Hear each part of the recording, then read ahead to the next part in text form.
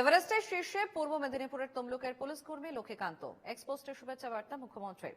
মেদিনীপুর জেলা পুলিশের পক্ষ থেকেও শুভেচ্ছা জানানো হয়। লক্ষ্মীকান্ত মণ্ডল পশ্চিমবঙ্গ সশস্ত্র পুলিশের ৩য় ব্যাটালিয়নের কনস্টেবল। এই অভিযানে তার সঙ্গে ছিলেন নেপালের দৃষ্টি প্রতিবন্ধী পর্বতারোহী চঞ্জিং আংমো, ভারতীয় পর্বতারোহী গীতা সামতা, তেনজিং শেরপা এবং লাকপা শেরপা।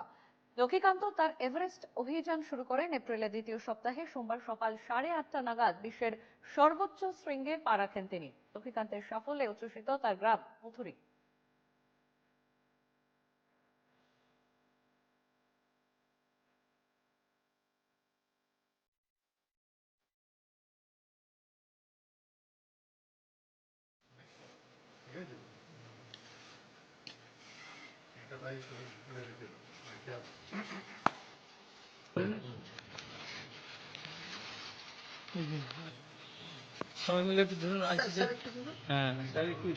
দেখতে পাচ্ছেন ততক্ষণ আমার মনটা ঠিক হচ্ছে না।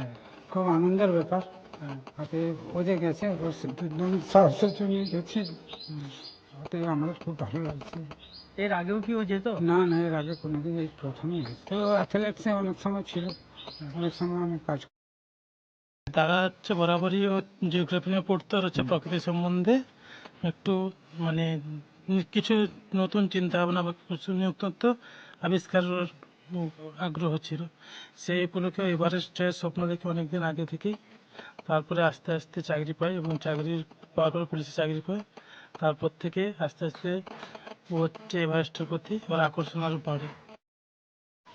তো এটা একটা huge achievement for police department as well as আমাদের এই গ্রামের বা পূর্ব মেদিনীপুর বলতে পারেন।